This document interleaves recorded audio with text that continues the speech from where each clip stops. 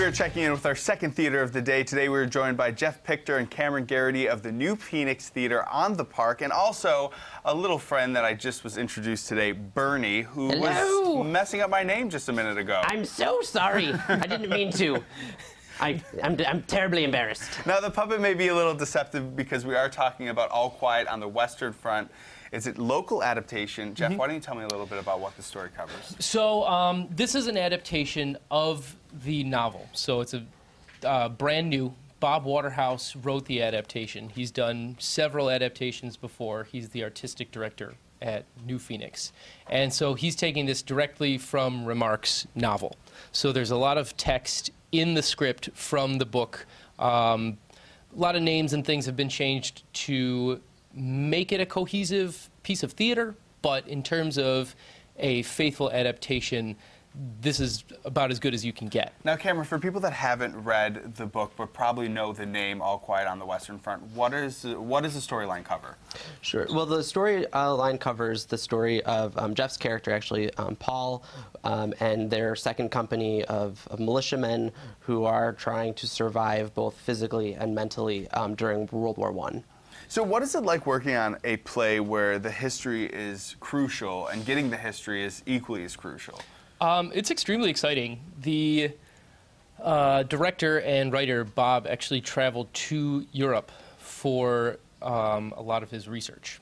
So we've been going off of a lot of documentaries, a lot of his own personal research, and finding sort of the humanity of bringing out a real person in this character, because I mean, Remarque wrote the book only about 9 years after the war. So the characters, the ordeals that they go through are very real ordeals. This is, real people through fiction. And there is a scene in the play that features puppets. The whole show is not done with puppets. So, Bernie, tell me about your involvement in the show. Well, a show that only has, soldiers and fighting isn't much of a show. You need puppets to just bring it to life. And that's what me and my friends do.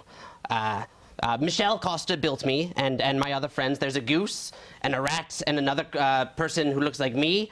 And we just bring a little bit more humanity to a show that's already drenched with it. And for people that have gone to the New Phoenix on the Park Theater, they'll know that it's pretty iconic. Can you tell me a little bit about the building? It's really neat. It's at the end of a one-way U just off of Elmwood. And there's all these really funky houses throughout this neighborhood. No building looks the same, but at the tip of this neighborhood is this bright green and pink building, this giant theater. And it used to be a seance house, and it's had all sorts of history, and the building itself is ancient. And it just feels cool when you walk in. Richard Lambert is the owner of the building. He's the managing director of the company and the decorator, and it's totally funky. There's pictures and other puppets and masks from past shows and every headshot of every actor who's ever worked there, including some actors who have not worked there. It's definitely a very interesting place. I think my photo's up next to Ray Romano or something like that. It all works, right? So for people that want to head over to All Quiet on the Western Front, can you tell me when it opens and where people can find tickets? We open tomorrow. We have a preview tonight. And they could go to the New Phoenix's website for more ticket information. And Bernie, I hope you don't forget your lines. I will not forget my lines, and I hope you show up. All right, there are great things, like I've been saying all week, happening on this stage and stages all around Western New York. It's a perfect time to get out and celebrate the Buffalo theater community. But right now, we're going to change gears and head over to our Kitchen World kitchen. Thank you so much, Matt. And I would like to apologize for calling Bernie funny looking in the teaser shot. Bernie, you are very, very handsome. Very, very handsome. Go see him and break a leg at Curtain Up this weekend.